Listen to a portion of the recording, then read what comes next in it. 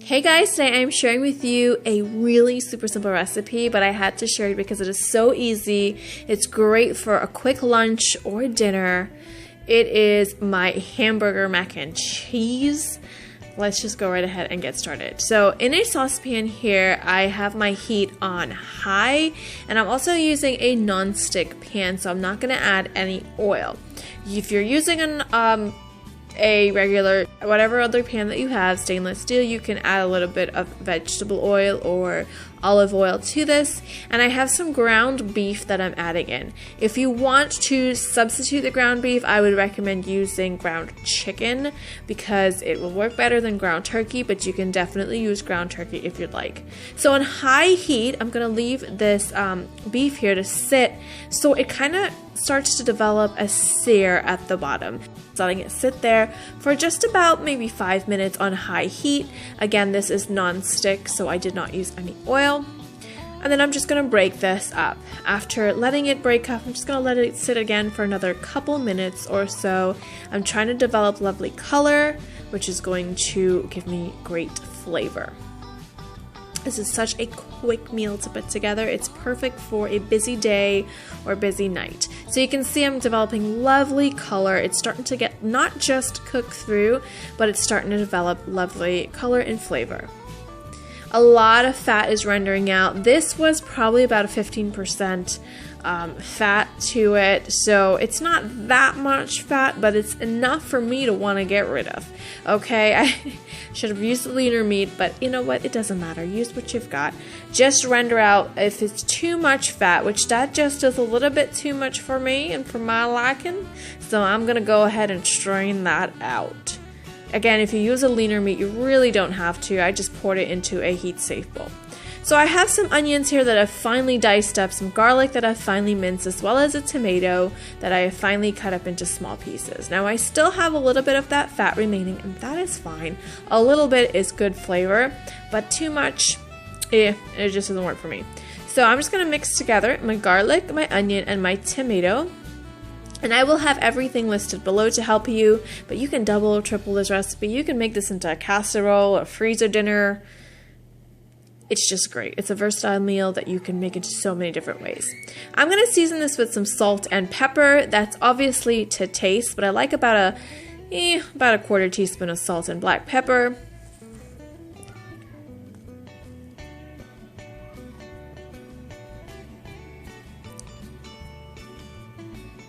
And what I'm going to do is just give that a gentle mix, and I'm going to cover this and let this cook down for about 10 minutes or so. We want the onions to start to break down, the tomatoes to start to break down, as well as the garlic to infuse its flavor into the meat, so everything kind of comes together as one. So we're just going to cover this and let this cook for about 10 minutes. Now it is on high heat still, so we're going to want to check on it in about 5 minutes and just give it a gentle stir.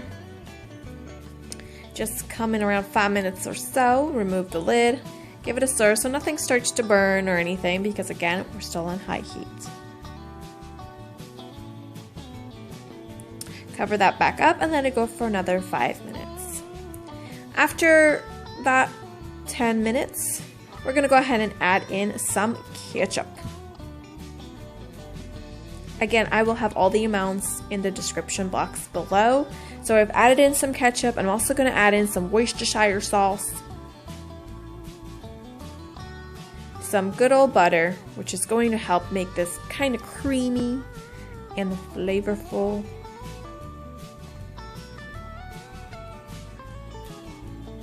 Giving everything a good mix.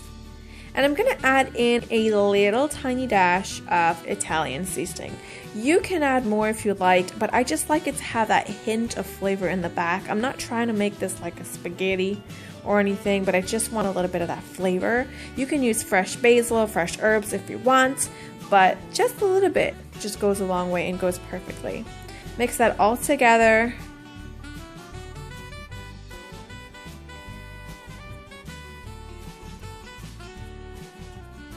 The little ones absolutely love this. So I'm adding in some good old tomato sauce here. This is about 1 can or so of tomato sauce. Now usually when I buy tomato sauce, I buy the bigger boxes, but I'm gonna add in some tomato sauce as well as some water. If you're using a can of tomato sauce, go ahead and pour some water in the can, shake it up so you get all of that bits from all around it, and just add that water in.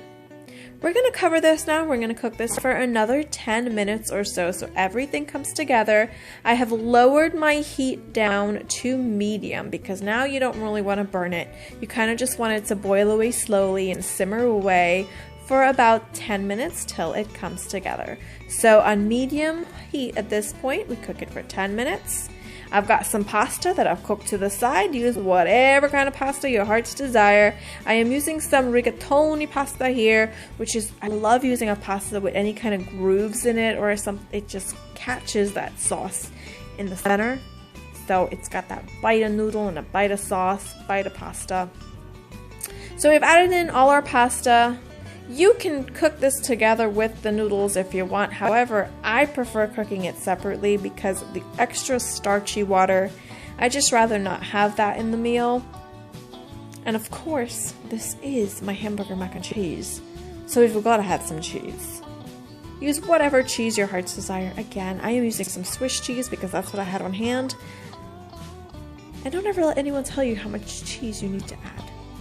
I'm also adding in some parm to this. I will have all the amounts listed below for what I used, but you can add as much cheese as you want. And that's it. Just mix everything together and it is done. Dinner is done. It takes like 20 to 30 minutes and the littles absolutely love it. So that's a win-win for me. An easy meal and the little one loves it. That's it for me. I hope that you guys enjoy this recipe. I will have everything listed below in the description box. You can turn this into a freezer meal casserole, placing it in a dish, covering it up with some cheese and putting it in the freezer. And then when you're ready, just cook it in the oven and you're good to go. I'll see you guys next time. Thank you guys for watching. Bye bye.